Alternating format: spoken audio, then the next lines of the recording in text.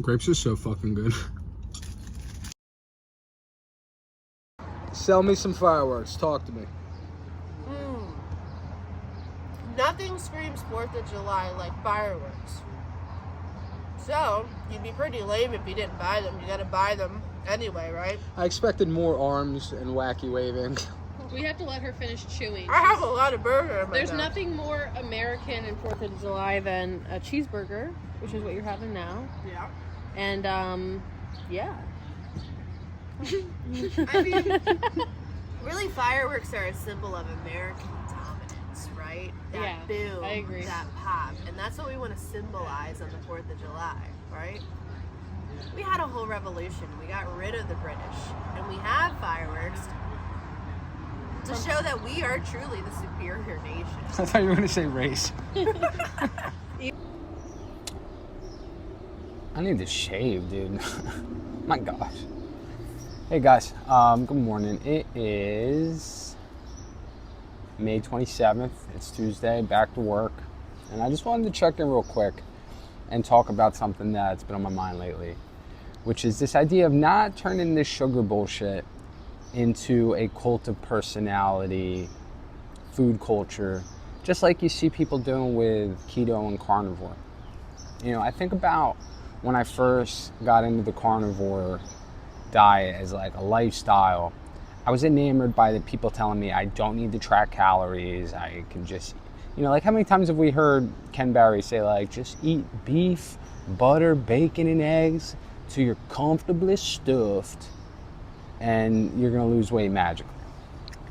And I'm not knocking it, right? Because if you are someone that's like, okay, hypothetical here, right? I'm 48 years old, I'm, you know, at home, I've had 2 kids, I've been out of work for 4 or 5 years, and my body weight's gotten completely out of control since COVID, and I don't know how to get my hands around it. I don't know anything about fitness, I don't know anything about nutrition.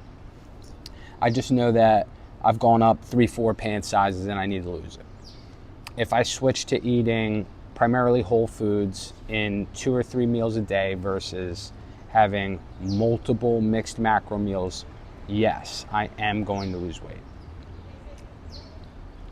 That's as far as the conversation needs to go. And I do understand what people like Ken Berry and Bella, Steak and Butter Gal, I understand what they're saying. I'm not one of these people that's just going to go like, how many of these like Scottish influencers you see on Reels are just like talking about, you know, the same shit over and over, which is like, it's always calories in, calories out, you know? All of that is to really take the message out of context and try and pick it apart with a really dumb argument. It's always calories in, calories out. But what is my body doing? You know, I was just stuck at 1,800 calories like 3.5 weeks ago. It wasn't long ago. It wasn't like it was, you know, six years ago I began this journey to wellness, healing myself. No, like fucking 3 weeks ago, I started having orange juice and figs for breakfast. And my ability to eat went from 1,800 calories to a smooth 3,000 plus every day, even on cheat days. And like this past weekend, you know, I stalled out and had an uptick in weight where it shot up to 198. And it's just been sailing at 198 through, you know, let's say Friday, Saturday, Sunday, Monday, for 4 days. 4 days I had over, you know, easily over 12,000 calories. Easy, without even thinking. I mean, before we went to the restaurant for my wife's birthday Saturday, I had put down a good, you know, 1,800 of just fruit and juice at home. And then I went to the restaurant, had split 4 different apps, a pasta dish. I had, you know, 5 of 6 slices of an entire pizza for a table. And then I split 3 desserts for my wife. Oh, and we got a whole rotisserie chicken that she only had 1 piece of. I ate all that. And then when I got home, I had some grapes or something. You know, I mean, like, the amount of food that I'm able to eat and not gain weight is insane. So, you know, let's talk about what's really important here rather than trying to build like this cult of personality around the sugar diet. You should never be married to a diet. You know, you get married to people. You don't need to live and die as if you're bound to a diet for life. Low carb diets have done so much for me. And throughout the last 4 years, like I experienced all sorts of progressions. Like I remember like 2 years ago, even though I was like stalled out at 230 forever, there was this major shift when I was no longer cheating on my meal plans with things like Reese's cups, and I was able to like transfer that on to things like Quest bars. It was better in the sense that I was making like slightly better food choices, because like at least the protein would help me more than just like some bolus of fat and sugar from like the worst possible sources. And if I was only measuring the metric of body weight at that time, yeah, dude, that would have been a fucking loss, you know? But I was looking at more than just body weight. I was looking at the overall issue of like having a poor relationship with my eating, what I'm eating, when I'm eating, how often I'm eating, and then how it made me feel in my body. All of these things were, you know, in a really poor relationship. And as time went on and it changed, it was a progression, you know?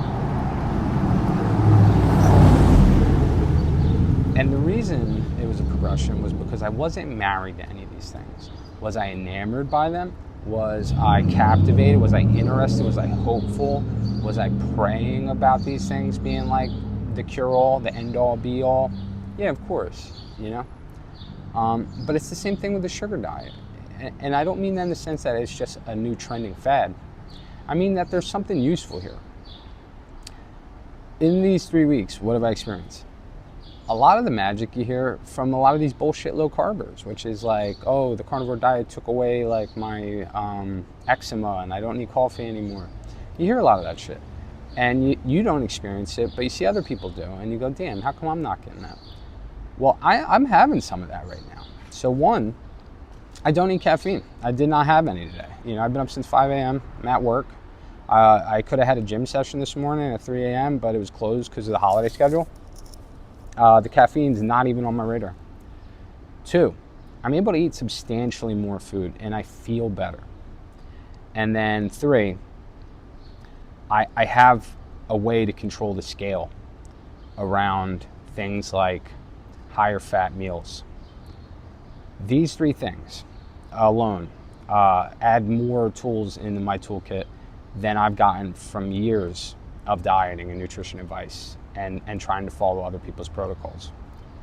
And for me, that's huge, because this is like something I can take now and I can launch into other things with it. Like if next week or the week after I start doing more like protein feedings and I start focusing on just like strength training, I know that if I carb load the front of my day, I can have more food. I'm not spending the majority of the day stuck with like high food noise and having to just track protein macros. But I also know 2, I'm gonna feel better. I'm gonna feel better and I'm gonna perform better. And I'm not gonna have to rely on stims like caffeine and alpha-yo to just like drive through my day. That's huge, man. I mean, there's people out there in the comment sections that have reached out to me on here, on X, and on my Facebook that I know understand what I'm saying, because you go from needing 4 or 5 different sources of caffeine throughout your day to just one because you enjoy it. That's fucking wild. That's fucking wild, dude. Like, so waking up in the morning, if I take a double scoop of El Jefe before the gym, that's something like 450 grams of protein coming from caffeine anhydrous, right? The normal caffeine. Then you've got caffeine dimalate, which is bonded to malic acid so that it's slow release. You get extended release caffeine.